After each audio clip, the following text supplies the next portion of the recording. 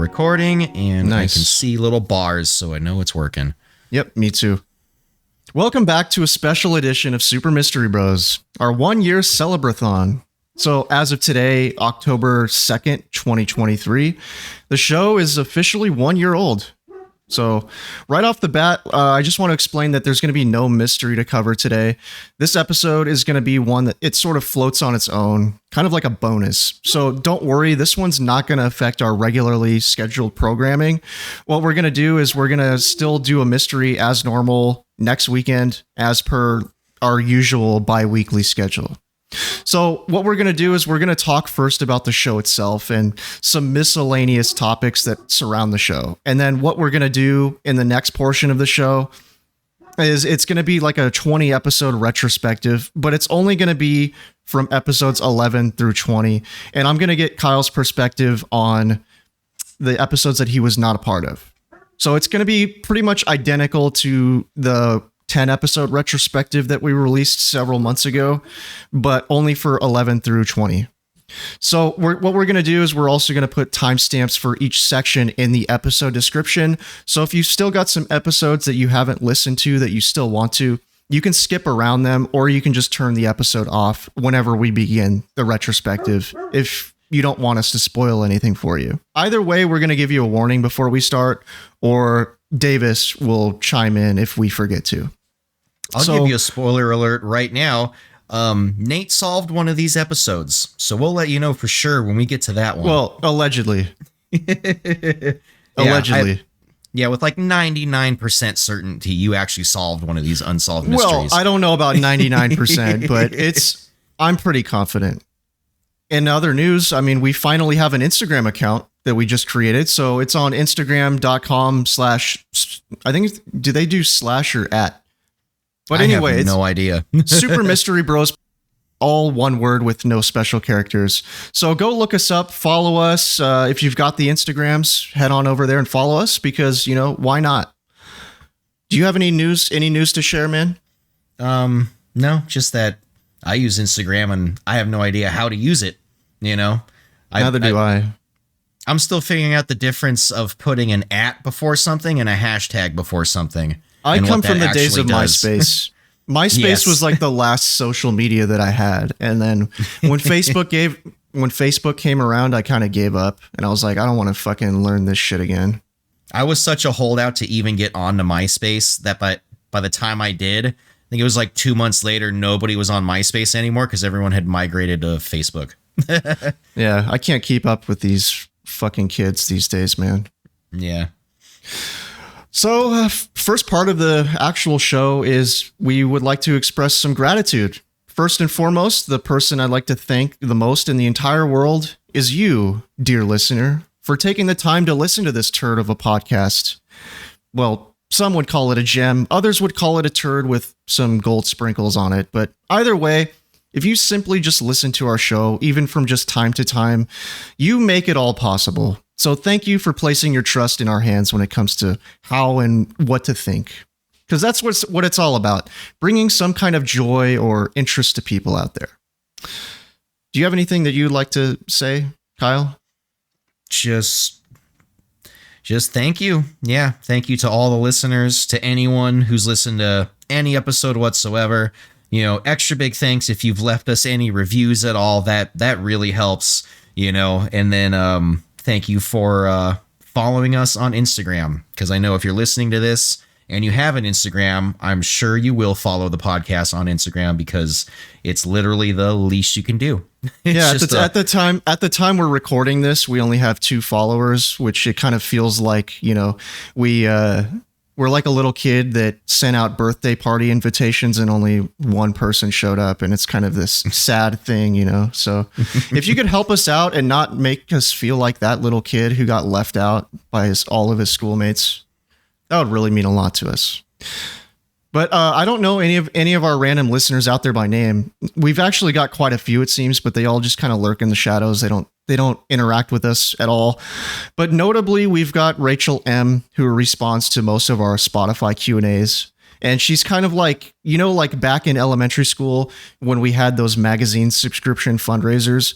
She's kind of like that mom that would buy 10 subscriptions of People magazine off of you just to, kind of do you a solid. Yeah. Yeah. And we'd be firing off our questions into black holes because basically nobody gives a fuck about answering those Spotify Q&As. So thanks, Rachel, for being you. Yes, thank you, Rachel. Couldn't do it without you. Yeah. I'd also like to express my gratitude toward Ivan because, you know, his future on the show is kind of up in the air at the moment. But without Ivan, we would not have been able to lift this show up off the ground in the first place. Because I actually asked Kyle to be my co-host originally, and he was unwilling. He said no. So early shout out to Ivan for devoting his life toward the truth for about a year. Yes, thank you, Ivan. Yeah, and to put a little history on that. Yes, when Nate had the idea to start a podcast, I said no. Doesn't sound like it's for me, but good luck, have fun. And then when he and Ivan started churning out the episodes, I'd listen to them and listen to the discussions at the end. I was like, you know what, that actually kind of sounds like fun. And Nate's like, well, why don't you co-host an episode with me? And I did. And now here we are. Yeah, pretty much, man. You told me that it was, I can't remember the word that you used, but it was something along the lines of, I'm not going to say it, man. I'm not going to say the word that you used, but I'm pretty sure I don't want to call the idea stupid, but no, I think you used a harsher word than that, man. All right. Well, I apologize for using harsh words against your fledgling podcast. Yeah, exactly. So also, if you've left us a review on any app or given us a star rating on Spotify or Apple, as Kyle said, you've got my eternal gratitude as well, because that helps new listeners judge whether or not the show is worth their time.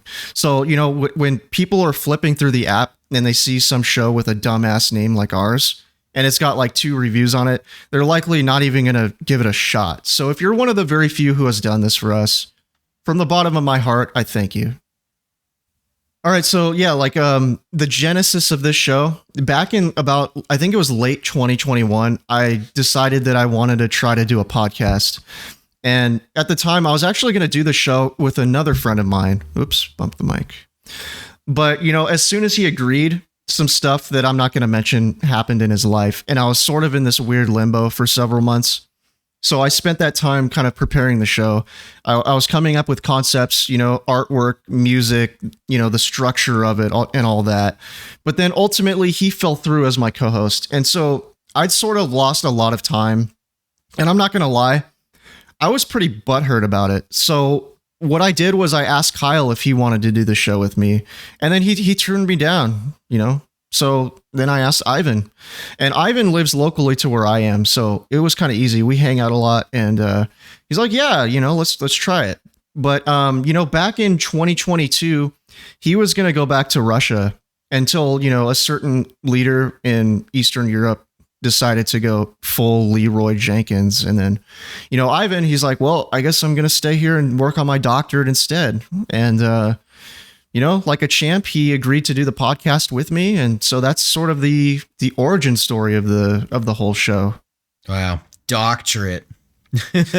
Yeah, so he got his master's degree last year. Yeah, I think it was last year, and he was planning on going back to Russia, and then some stuff happened that I'm not going to mention what it is, but you know. If you've been watching the news, you might be able to guess what it is. But you might be able to figure it out. Yeah.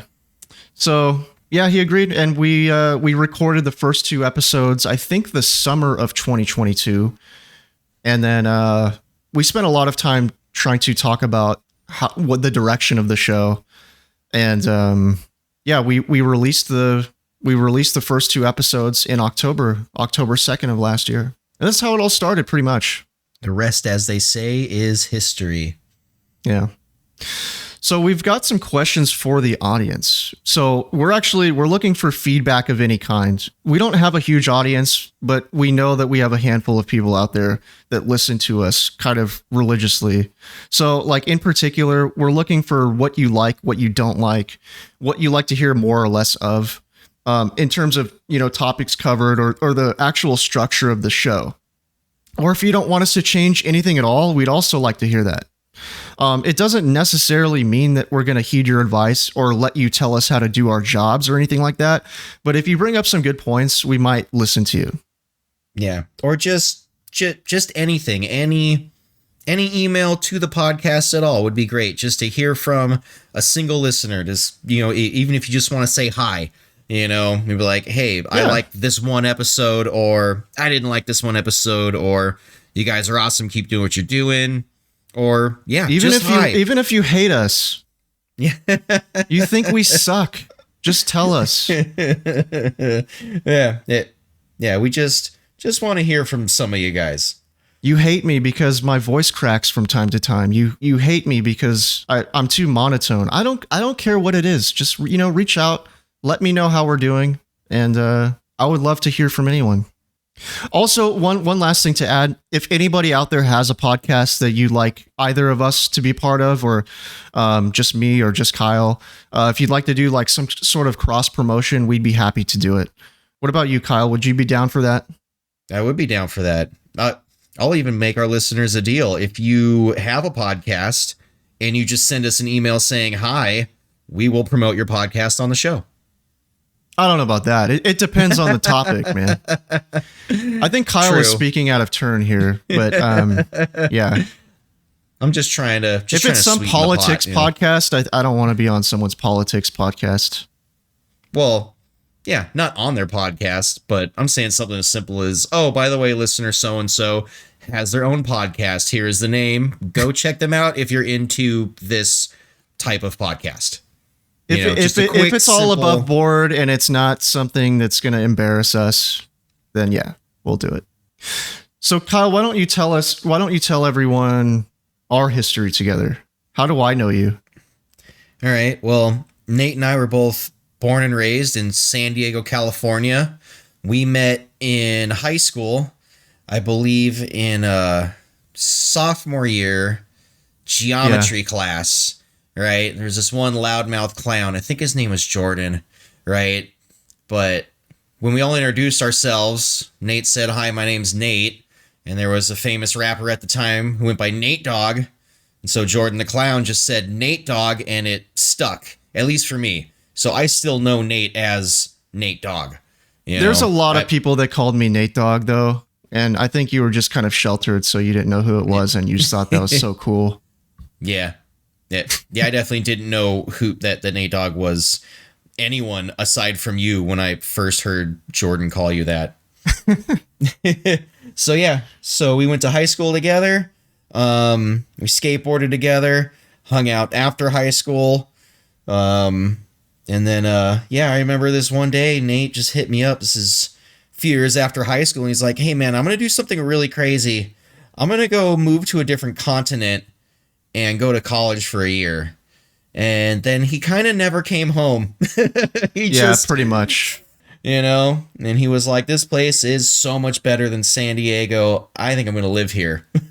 I don't know if it's better than San Diego. It's just, like everything just fell into place for me here.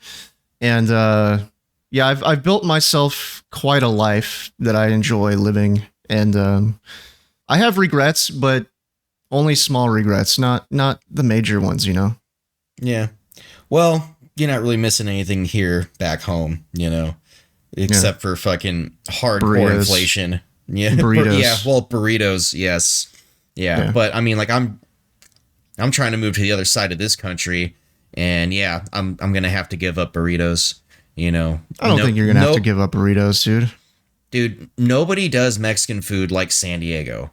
Like Southern California in general. Like, we have better Mexican food than Mexico. That's probably true. Yeah. Dude, I've been to a lot of different states, man, and most people have never heard of carne asada, right? But that's like the number one staple here as far as, cow product goes is carne asada, fucking thin sliced skirt steak, marinated in all kinds of goodness and thrown on the grill, stuffed into a burrito with french fries and guac and cheese. California burrito, man. Can't beat it. Okay, Boomer. Well, why don't we get into our retrospective unless you have anything else you want to add? I don't think so. Yeah, that was about it. How we met. If you guys want to know a little more about me, I'm an electrician and a bass player. I think it's fair to note that I love doing episodes with Nate that have technical aspects like, robberies and things of that nature, because I can kind of dissect it in my head. I've never been a big fan of like horror or paranormal or cryptids, but I do them anyways because, anything for the show. And that's why I have you here. You're just, you're just a good sport about things. Yeah, I try. We're just having fun. Yeah.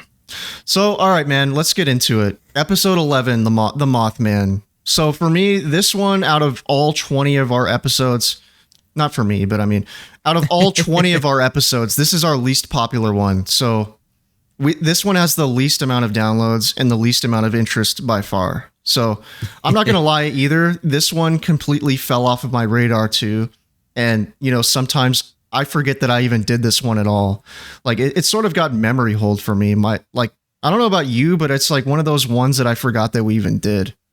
Well, not really, because you got to remember, you did all 20 episodes. I've done about half of them, That's true. So it's a lot easier for me to remember the episodes I've done.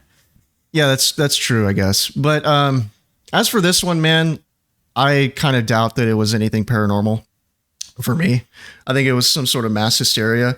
I know there's going to be people out there that disagree with me, and that's fine. I'm not like hanging my hat on all of my opinions about these mysteries, but yeah, I know there are some people that just, when you disagree with them about something, they take it personally, but yeah, these are just my own thoughts. I'm not married to them,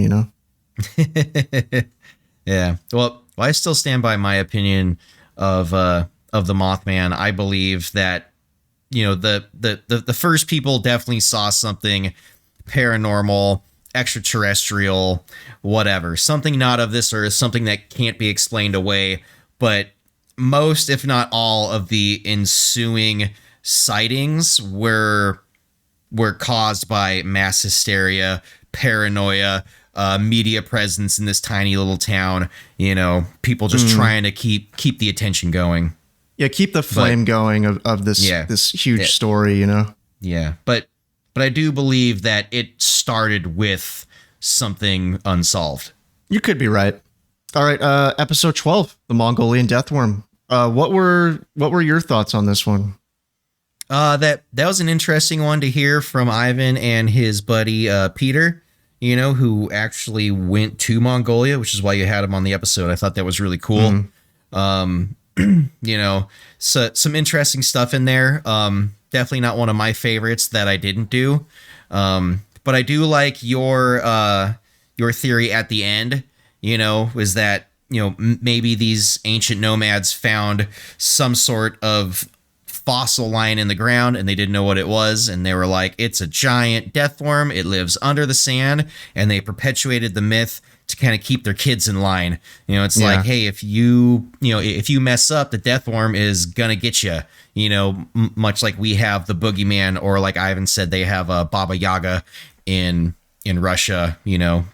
Pretty much all cultures around the world have something like that, this scary under the bed monster. Even if it's like Santa Claus putting coal in your stocking, people and parents make up stuff to kind of scare kids into falling in line a little bit. Yeah, like this one was one of my favorite episodes just to record.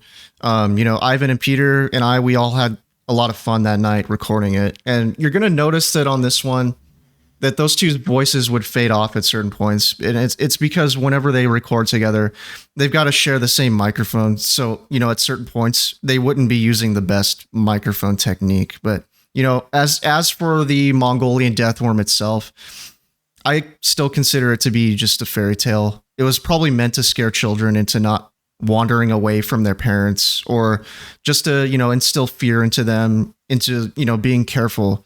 You know, I think like you said, most cultures around the world have a boogeyman. So, you know, in this case, it's kind of like the Mongolian boogeyman. So, and I still stand by my original statement that I think that the massive amount of fossils that are found in this part of the world had something to do with the origins of the legend. Definitely. Yeah. Well, I'm glad to hear that you guys had fun recording it, you know. Oh, yeah. All right. Episode 13, Trabuco's Lost Gold. This one, you know, when we made this episode, I was like, oh, man, this one's a dud. Not my favorite episode by far, but the one thing about this one is that it's got the highest listener retention rate of any of our episodes. So, you know, meaning that the people who did click play on it tended to listen to the highest portion of it, which I thought was kind of surprising. It's actually got over a 100% listener retention rate, which I'm not even sure how the math on that works out to make it possible. But yeah, like those of you who did listen to it seem to really dig that one. I'm not sure why. I thought it was kind of shitty, but I guess our listeners like stories about buried treasure, huh? Yeah, well, maybe they're having financial hardship, and the thought of maybe us uncovering some new clue that could lead to the discovery of what is now $1 billion worth of gold might intrigue them a little bit, you know? Yeah, it would intrigue me too. I don't think that the story is true anymore. At least not completely, because I think that if they did hire some people to guard the gold out in the desert, like what were those people going to do once all of the head honchos died off? Like just move back to Mexico and leave the gold where it is? Like, no, dude, like if any sane person knew that there were 16 tons of gold that were buried under the desert and it's now unowned, like, do you think that they would just leave it there, or do you think they would try to recover it for themselves? Yeah. If it was actually buried, like in that area, and people knew the exact location and were tasked with watching it, it's not there anymore. You know, I could tell you that. You know, but yeah, that 16 tons of gold is out there somewhere. You know, might not all be together in one 16-ton bundle anymore, you know, but that treasure at one point was for sure real. You know, where it is now and what it's become now. I would not speak with that kind of confidence personally. I don't know if it's if it even existed at all.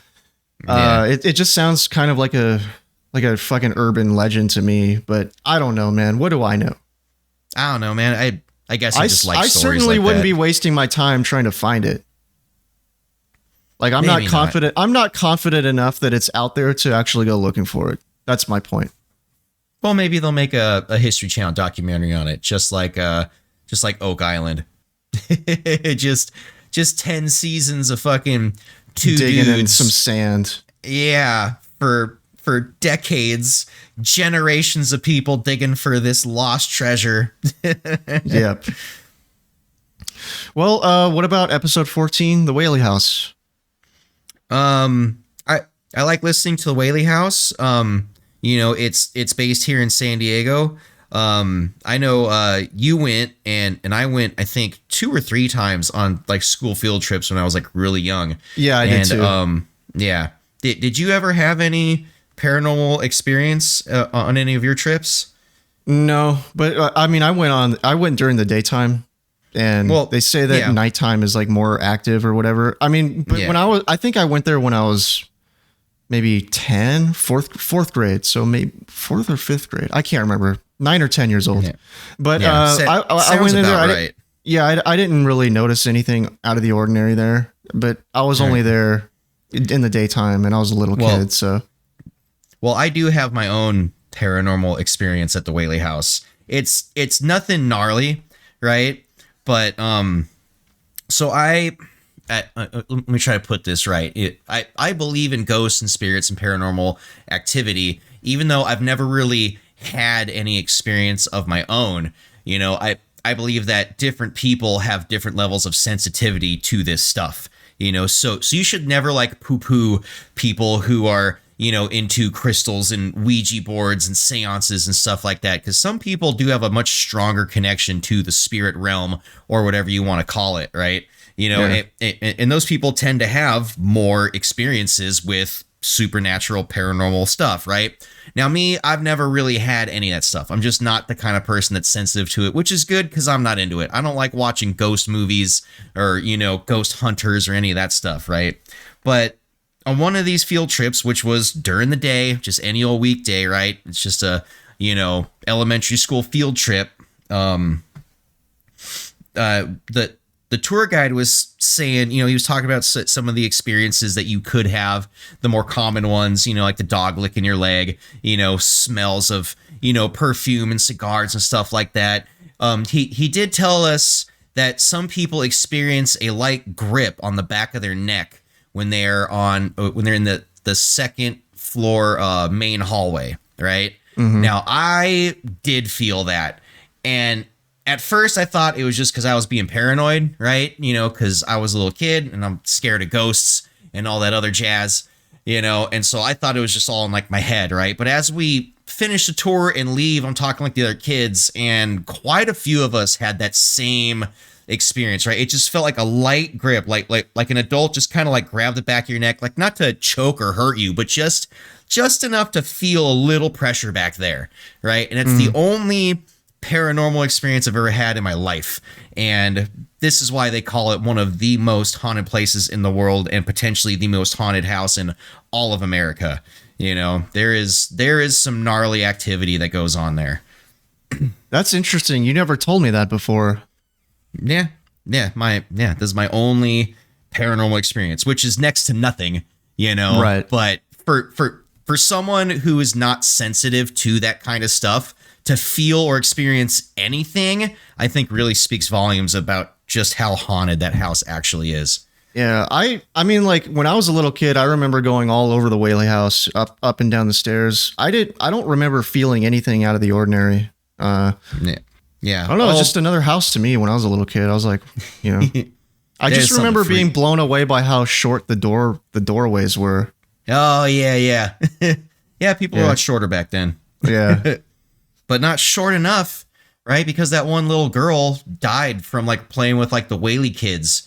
I think she was like a neighbor kid, and she like was running through the backyard and got her windpipe crushed by like a clothesline, which why a clothesline is low enough to crush the windpipe of a little girl is beyond me, you know? Mm-hmm. Like you think your clothes would be fucking touching the ground at that point.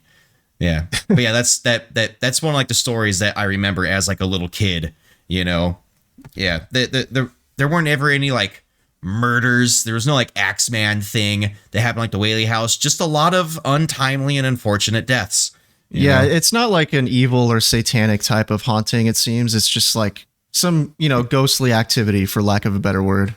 Yeah, just probably a lot of spirits that, you know, were separated from their bodies before their time. So most eloquently, I think I could put that. Yeah.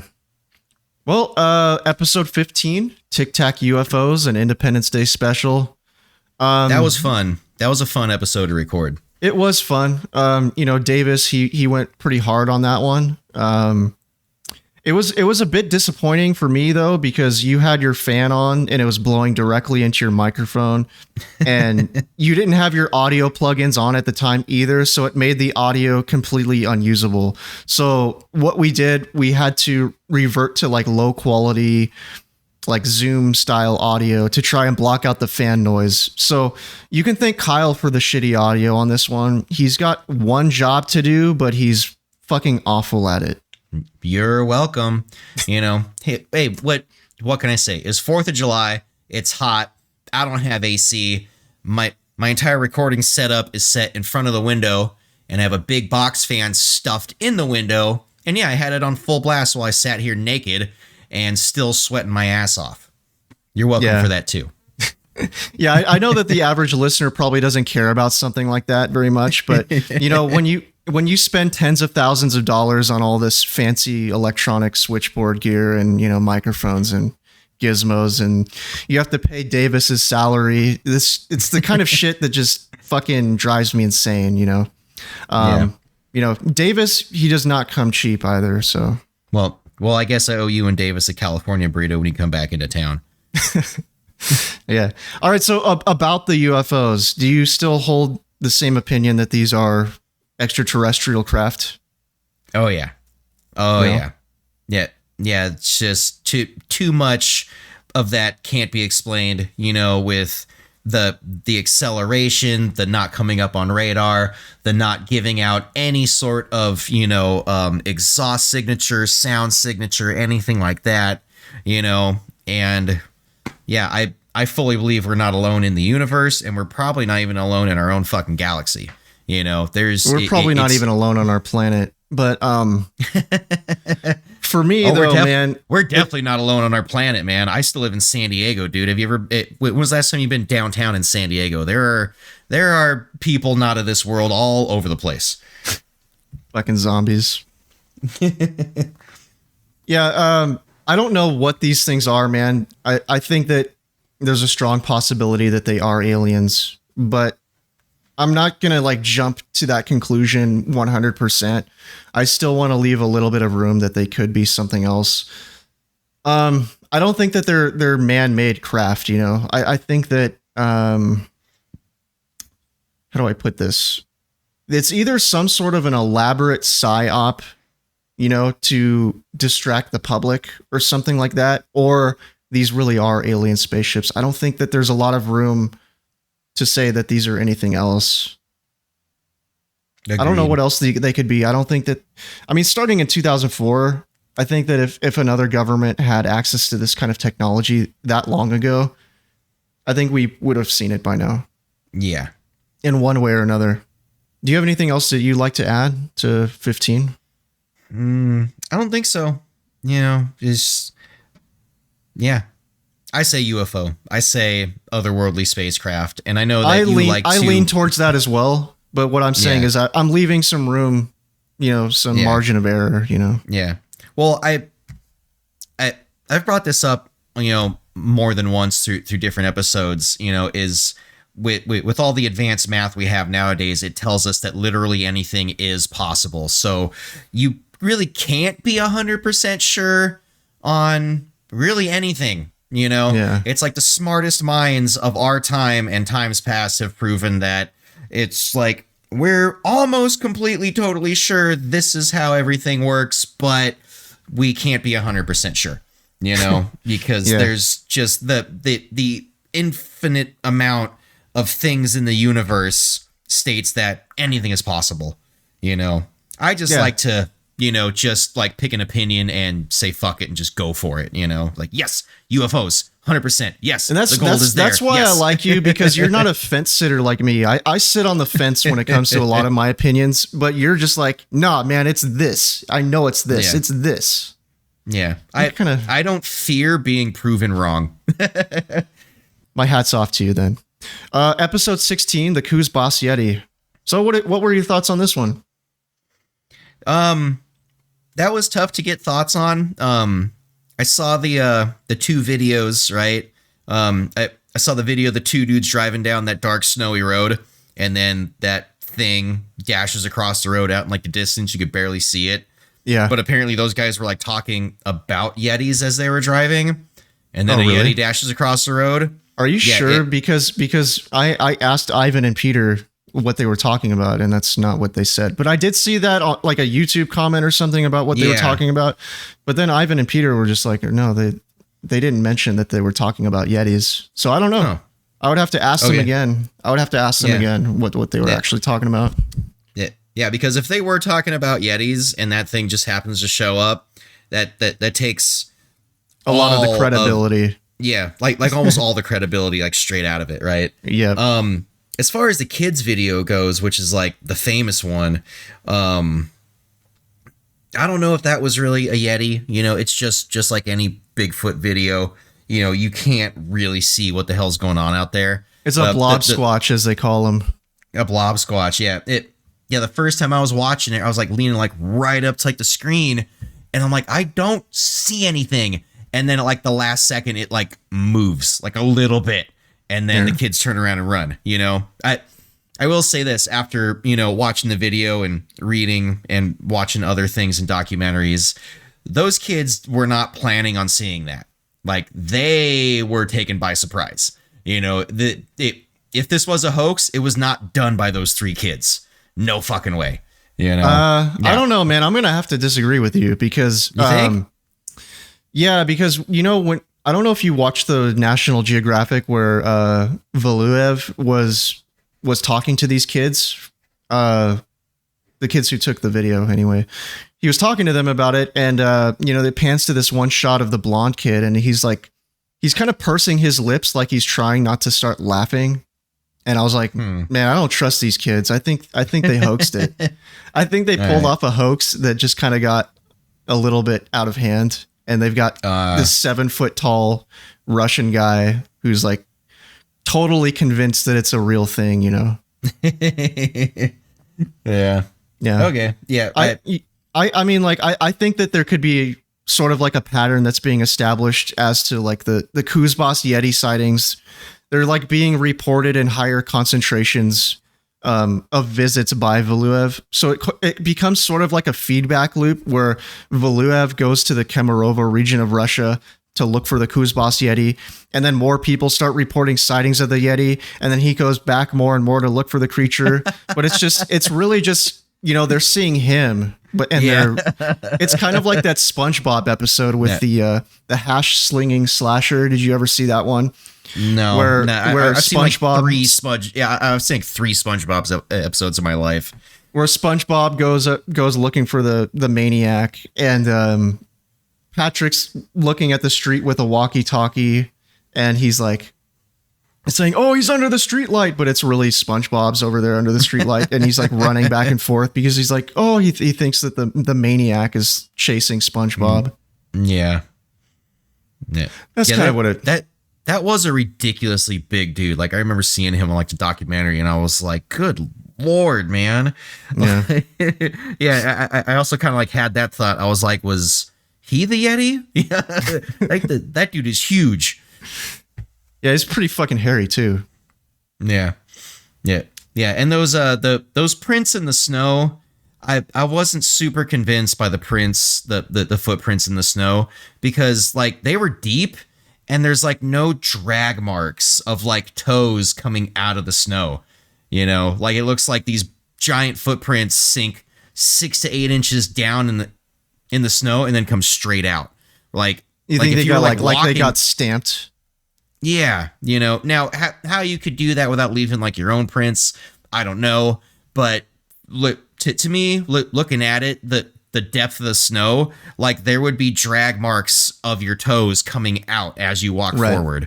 See, I think that someone who is a Bigfoot believer, what they would say about that is that Bigfoot allegedly walks in a different kind of gait than humans do, where it's more of like an up and down motion, like a smooth up and down motion as they're walking along. It's not like a human that just drags its feet, So I think that's what the argument would be for someone who believes in Bigfoot. So I just want to like throw that out there so it doesn't make it sound like we're totally shitting on this as a possibility.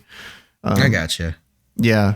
So, I mean, that could be an argument that someone could use to support the fact that these are Bigfoot footprints. But I still don't believe the video just because I think the kids pull off a hoax, or maybe it was like one of the kids' big brothers in the suit or something, I gotcha. That's kind of my guess. Yeah.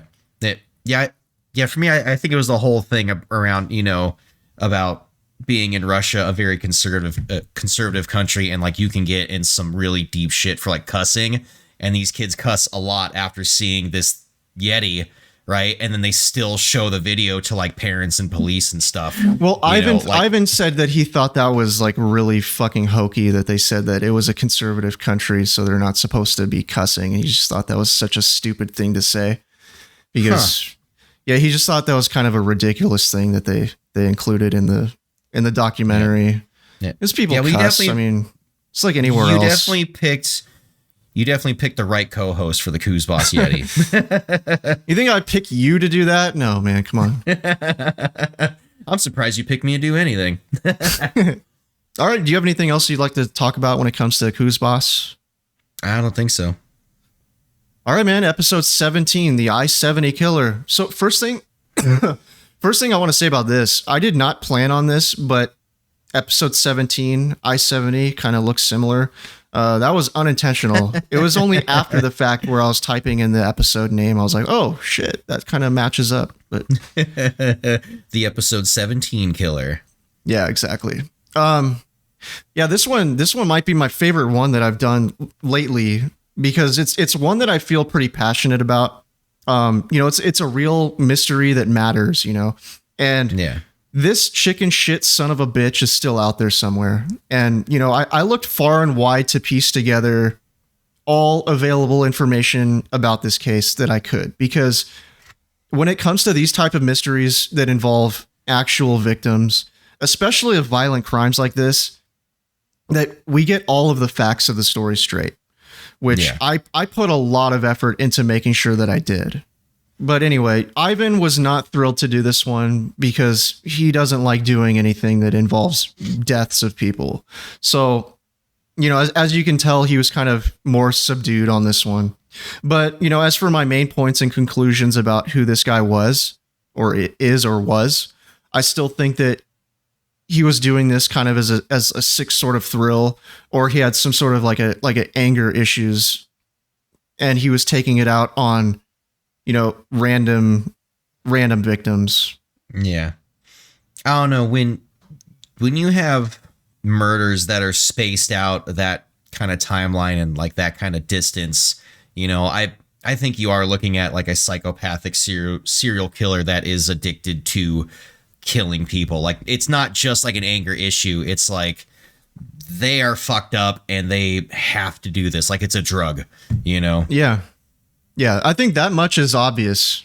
Yeah. I gotta say that this is my favorite episode that I was not a part of since the Alcatraz episode. Mm-hmm. Yeah, just so much, and I didn't think it would be because, like Ivan, I'm not a big fan of like the murder episodes, like I like the technical stuff, like the Alcatraz episode, thinking of like how these people built these little things and did all this stuff and the time lining up. But since you put so much time and effort into this, there was so much information, right? And there's all these different locations and dates, and I just couldn't help but try to like draw like a map in my head, and then I even did a little research like on my own to help myself visualize it, Yeah. No, you guys did a great job on this. If you're okay with it, because I wasn't a part of this episode and I'm so fascinated by it, I'd like to dig into a couple of the pieces with you, if you don't mind. That's why we're here, man. Go for it. Yeah. All right. So, the 2001 murder, which was the last recorded potentially I-70 killer murder, I don't think that one was related to the I-70 murders and the Texas murders. What do you think? I still hold my original position that I think it was him. Wow. Yeah. But why don't you think it is? So there was the video of that one, right? Yeah. Right. And I was, watching the video and reading up on what all the other murders had in common. What one of the big things was the places where this took place were, places that were robbed, but not somewhere a robber would hit, like these tiny little shoe stores and places that, wouldn't have like a large load of cash on them. Right. But the last murder was at a gas station. No, it was at a liquor store. Right. Yeah. That's a popular place to get, hit. I couldn't find the time of day that one happened, but judging from it was the at like security, 6 p.m. or something. It was like 6 or 7 p.m. So later in the day, because the other ones were like afternoon, early afternoon, right? Mm-hmm. So I don't think the time of day lines up. This was also obviously a male victim, because you see in the camera that, you know, the killer and the victim come face to face, where all of the other victims were female, with the exception of I forgot his name, but the theory was he had his back turned like the other female victims, and he had long hair. Mick McCown. Yeah, Mick. Yeah, you know, and so he might have been mistaken for a woman, right? This time there was no mistake. I also couldn't find an answer on this, right? So all the other murders were done with a .22, right? I could not find an answer on the caliber that the last murder was done. I believe it was a .22 revolver, I believe. Yeah. Okay, yeah, because it was definitely a snub-nosed revolver, you know. So I wasn't sure about that. So I mean, there are those two little points that don't make it add up, like the time of day and the fact that it was a man. But as I said in the episode, I don't think that it mattered too much if it was a man or a woman to him. I think that what mattered to him was that he would be confident that he would get away with it. And if it was a woman, I think that would just be extra points in his brain to let him to raise the possibility of him getting away with it and the person not fighting back. And I think that by this point, he's experienced. He probably feels confident enough to take out a man. That's just my thoughts. I don't think that it mattered to him whether his victim was a man or a woman. I just think that he wanted to pick an easy target that he felt confident that he could do this to and get away with it. So I lean more towards this guy being the I-70 killer, especially because Terre Haute, Indiana, low crime rate area. What are the odds that a guy who would match the same overall general description of the I-70 killer, you know, would walk into this store 8 years later and murder somebody the exact same way? I mean, the guy looked short to me. I don't know about you, but he looked kind of short. I would pin him 5'7", maybe. But I mean, the physical description of the I-70 killer wasn't anything like super unique, you know. I mean, but he was on the shorter side, according to everyone who saw him. And it kind of goes back to the hair color would be the only discrepancy, but you know, people's hair color changes. He could have used some Just for Men gel on his hair, you know. There's so many. I don't know, man. I think it's the same guy. My gut tells me that it's the same guy. Well, I give a lot of credit to your gut for sure. You know, I saw way too many differences, right? And it's a huge time gap between the killings, you know. So from my understanding, man, Terre Haute, Indiana, kind of a low crime rate area to begin with. And you're going to tell me that it's two different guys committing the exact same type of brutal crime, and they fit the same general physical description and the same MO. I mean, I don't think that's a coincidence, honestly. I gotcha. Yeah. All right. Well, what about since you think that that's the same guy, I'm taking that you think that the Texas murders was done by the same guy that did the murder, the original 6 along the I-70. I think it was all the same guy. Yeah, I do. All the same guy. Yeah. I think it was all the same guy. Yeah. Yeah. What about you? Texas ones related or not? Very plausible. Related. I definitely did not do as much research as you did. You know, but in the bit of research I did, that definitely seems very plausible. You know, that, you know, I think the heat was just too high on his I-70 killings, and so he took like a little break and then decided to change things up. I think he learned. So, you know, he was using the Irma Verka ET-22 during the I-70 killings, and then down in Texas, I think he learned his lesson. I don't know what kind of gun he would have used in that one, but you know, Vicky Webb didn't get a good look at the gun, I don't think. So it's hard to say. They matched thought they matched the ballistics from the Texas killings to the I-70 killings. No. What they do know is that a different gun was used, but it was the same caliber. Okay. Same caliber, but a different gun. So it was not the Irma Verka. Yeah, but then you hear Vicky Webb's description of the guy. She said he just reminded her of a jockey, which would mean that he's a little dude. Which, looking at the guy who killed Billy Brossman, I would say, this guy looks kind of like a jockey too. Looks like a little dude to me. And I think it's all the same guy. All right. Well, thank you for giving me your input on that. You still disagree, though? You still think it was a different guy? I do, but also, like I said, I did not put in the same amount of blood, sweat, and tears into the research that you did. And because you've also done 90+% of all the legwork of all of these episodes, I do definitely trust your gut. If you say it was the same guy, I will give more weight to that theory than to my own of it being a different guy. Well, don't give me all of your weight, man, but not all of it. Not all of it. Right. But I mean, there's police officers, police detectives who have worked this case for decades. I would listen to them, man. And I think the general consensus is that it's probably all the same guy. I gotcha. Yeah. All right. Well, is there anything else you'd like to say before we move on from episode 17? I don't think so. All right. John Lang. What are your thoughts on John Lang, episode 18? That guy was crazy, paranoid, and he killed himself attempting to frame the Fresno PD for his death. Yeah, I actually, my opinion on this one has changed a little bit. Originally I thought that he killed himself, intentionally killed himself, but I lean more now towards what you said, which is that he probably saw this fire truck parked several doors down from his house, on his camera. He's like, now's the time. I'm going to light this fire in my house and I'm going to give myself like a couple stab wounds that I think are going to be artificial. And then the fire truck's going to come in, break in, save me. Well, in his mind that they're going to be superficial. Superficial. You said artificial. Oh, my bad. I meant superficial. Maybe that was a Freudian slip, huh? Yeah.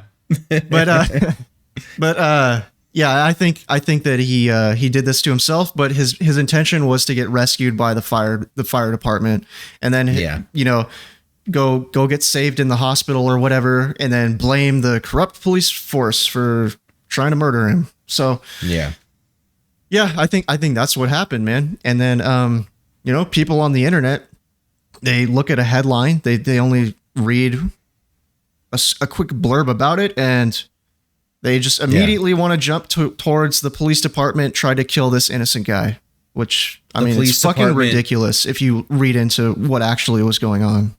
The police department harassed and murdered a Marine, a veteran, and he had never served, as far as we could tell, had never served in any armed services ever. It was just because his YouTube channel was Lang Marine, because of his own independent thing he ran out of his garage fixing boat motors. Yeah, that's the state of our society, man. Yep. Yeah. But I agree. I do not think he killed himself on purpose. I think that he tried to stab himself in a spot that should be fatal, right? Knowing that the fire department was like right down the street, and he felt the whole thing coming to like a head, and he was like, now's my chance. And it just didn't pan out his way. Another thing that I noticed about this guy is that, his Facebook posts, the last Facebook post, I kind of got a kick out of it because he's going on this rant about the Fresno Police Department is going to kill me this weekend. And then someone replies with, what the fuck? And then he goes in like, yeah, the police department has been harassing me, blah, blah, blah. He posts like 5 more comments that nobody responds to. And he's just like looking for somebody to please give me attention, and nobody's replying to him because he just looks at this point. He just looks like a complete lunatic. Yeah. And like I said, when I went through all the videos, I realized his last, I think it was like 3 or 4 videos were all posted within like 12 hours you know? Yeah. Like, he was at the end of his rope at the very end right there, looking for something, anything, you know. He saw that one van with a government plate on it, and he was like, finally the FBI is listening to like my cries for help. And then someone deciphered the license plate, because all government plates are like a code, and it was like, oh no, that's just a minivan that belongs to the post office. That's so dumb, dude. Anything else that you want to talk about with John Lang? I don't think so. What about episode 19, the Oakville Blobs? All right, spoiler alert to anyone who has not heard the Oakville Blobs episode. This is the one I'm pretty sure Nate solved. So if you don't want us to give away the ending right now, skip ahead or whatever you want to do. Pause the episode now and go back and listen to that one. Yeah, but yeah, man, I think you got that one, man. Yeah. Apple jelly. Why don't you tell the people your apple jelly theory? You give I'm us not gonna fucking dig into this whole thing again, but yeah, you're gonna have to go listen to the episode. Yeah, I think that's what this was. Nothing else really makes sense. And this one pretty much lines up with everything. I just don't know how this much apple jelly was spread over this area.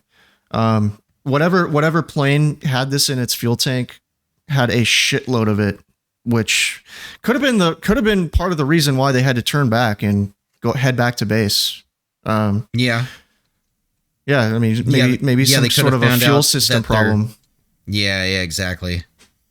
You know, which doesn't explain why it happened over the course of 3 weeks, right? Like multiple times. Yeah, my thought on that was that there was a fuel tank or several fuel tanks where all of this fuel was coming from that was the contaminated fuel tank. So where they keep all of this jet fuel on base, I think that's where the contamination came from. And that makes sense. That's just my thoughts. I mean, there's going to be someone out there who is going to know more about this than me, but that's just my guess. I think it's just a lead that needs to be pursued by somebody who has a way deeper amount of knowledge than I do. Yeah. I'm just blown away that you were able to come up with this through your own research, and there was nothing on the World Wide Web that you or I found about this possibly being apple jelly. Like I did not personally find anything, so I can't really claim to be the only person who ever came up with this idea. It's just when I did a preliminary Google search on the topic, I could not match apple jelly to the Oakville Blobs mystery at all. I did not see the theory that this could be apple jelly anywhere. So I can't claim to be the only person who ever came up with this idea. I'm sure there's got to be somebody out there who thought of this too. I just didn't see it anywhere. I didn't see it anywhere.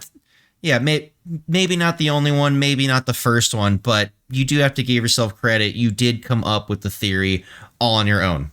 Yeah, it's true. So hats off to you, man. Well, thanks. Our last episode 20, the Phoenix Lights. Do you still hold the same opinion, or have your thoughts changed? No, not. I hold the same opinion. Most people, what they saw that night were UFOs. Some people did see flares. You know, the military flare thing does hold weight in certain eyewitness accounts, but for most of it, UFO.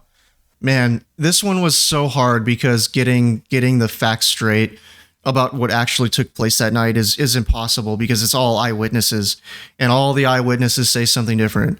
But just from what I could see, you know, that video that was that guy Michael Krisden took, it's the famous video footage of the Phoenix Lights over the city of Phoenix, right?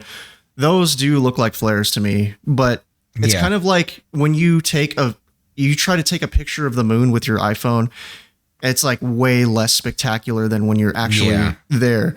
So imagine a video camera from 1997 or before. The lights are going to look like shit compared to how brilliant they're going to be in person. So I don't know, but they look like they could be flares to me. I just don't have enough information to make a solid determination. Yeah. Well, also, I think I pointed this out in the episode, was that all of the video and picture that we could find was all taken from quite a distance away, when all of the, top eyewitness accounts, these people sound like they were standing like right underneath this thing, like in town, looking up at it. Right. And there was a V of lights, and in between that V, you could not see stars. Like there was a giant solid object up there. But the pictures and videos we found, nowhere near this thing. It was all off in the distance. I didn't even see a single thing that looked like a V, Yeah, that look the Phoenix Lights video makes it look kind of like an arc instead of a V, which I mean would be consistent with airborne flares. Yeah, man, I think this one's gonna remain a mystery. To some people it's open and shut that it was flares, but other people, they're gonna swear up and down that it was not flares and it was something else. So yeah, I don't know, man. I would have had to have been there. I think the biggest thing is that most eyewitness accounts say that these lights were in the sky for hours, which there's no fucking way that could be flares. Yeah, if they're flares, I mean, maybe if they're being redeployed over and over, but if they're just the same points of light just hanging there for hours, can't be flares. No. Yeah. But like I said, really all depends on what actually happened, but it's all people's fucking eyewitness accounts and everyone says something different. So yep. Who do you believe? But that's why it's an unsolved mystery, and that's why it catches our attention. Yep. All right, man. Well, that brings us to the end of the retrospective. I want to know what you think our plans for the future should be. Keep staying on the course, or do we need a course correct? Or I don't think we need a course correct, but after 20 episodes, I think it might be time for us to delve into some slightly more mainstream unsolved mysteries. Yeah, there are some mainstream unsolved mysteries that everybody is going to be familiar with that I didn't want to just knock out of the way immediately. I wanted to start with some smaller, more oddball type of mysteries that maybe most people haven't heard of, like Fresno Nightcrawler. I mean, all right, Fresno Nightcrawler, that one, I still stand by this. It was both our best episode and our worst episode at the same time. So that one, I listened to it again, kind of recently, and I was like cringing the whole time just at how bad it was, but it was like bad in a good way, Yeah. Yeah, and I think that, you had a really good idea to just do these oddball, not, well heard of unsolved mysteries. I think that was a great place to start, and it also allowed us and Ivan to have fun with the episodes, right? Just doing these little goofball ones like here and there, and then we started to kind of sprinkle in some more, serious episodes, serious topics, things with a little more meat on them, things are a little more gruesome, a little more intense, but also at the same time keeping it lively, which I think going forward we should definitely still do, is do these little offshoot unsolved mysteries that we can just have like a fun time recording, and then every once in a while we give our audience something that they can really sink their teeth into. Yeah, I do not want this podcast to turn into another true crime kind of podcast, because there's already fucking 11 billion of those out there. Yeah. I don't want that. I do want to delve into it every now and then, but I don't want that to be our main focus. I want to do all different kinds of unsolved mysteries, cryptids, even unsolved murders, UFO, alien abduction type stuff, paranormal, unsolved heists, unsolved whatever kind of events, Yeah. I do not want to have one specific focus. I want to keep my options open. Yeah. Yeah. And I will say, being in a, blue collar industry for my entire adult life, I do love the unsolved heists. Like I love the technical aspect that goes into that, and being able to I love that too. Yeah. And we will be doing a new episode next weekend, which, no spoilers, but it will be more of a mainstream one that you probably are familiar with. So stay tuned for that one. Well, is there anything that you'd like to say before we go, man? Just one more big thank you to anyone and everyone who's listened to all the episodes or even one of the episodes. You know, you're the reason why we keep doing this. That's about all I've got, man. What about you? I think that's about all I got. All right, man. Well, I'll see you on the next episode then.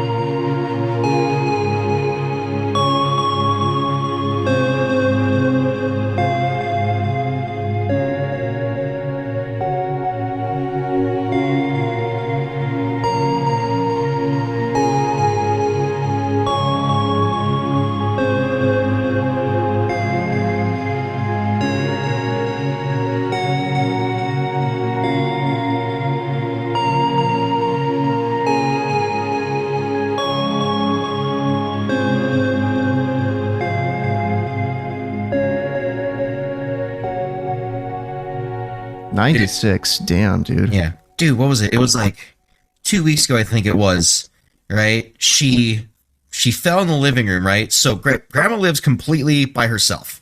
And she has since I was like 5, because that's when grandpa died, right? She's been totally fucking solo, you know? And at 96, she's still totally fucking solo, right? No fucking caretaker, none of that shit, just home by herself, right? So like 2 weeks ago, she falls in the living room and hits her head on the fucking coffee table, right?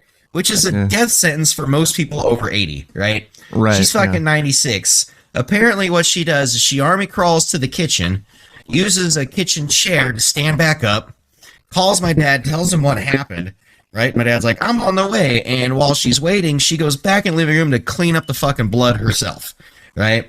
So yeah, 96, takes a domer on the fucking coffee table, home alone, and fucking cleans up the blood herself and gets fucking like 2 or 3 staples in her dome, and the next day acts like nothing fucking happened. Totally fine. What a fucking trooper. Yeah. Yeah. Grandma's fucking badass. That's like some Rambo shit. Yeah. Oh, yeah. Apparently she was super pissed because she just had her hair done like the day before. And then that's what she's pissed about. Yeah. Yeah. Yeah. Fucked well, up you know, my hairdo. Yeah. She has like the hair lady come over once every like 2 or 3 weeks, right? You know, and like the old school 50s style, right? They got, you know, the big fucking space helmet that goes over there attached to like the fucking chair, and she gets a perm, you know, she gets a perm. And fucking, yeah, she doesn't like wash her hair, you know, like the hair lady washes her fucking hair, you know, whenever the hair lady comes over to do her fucking hair, and she like just had her hair done, it's all perfect, and there's a big fucking crusty blood spot on it, and she was pissed.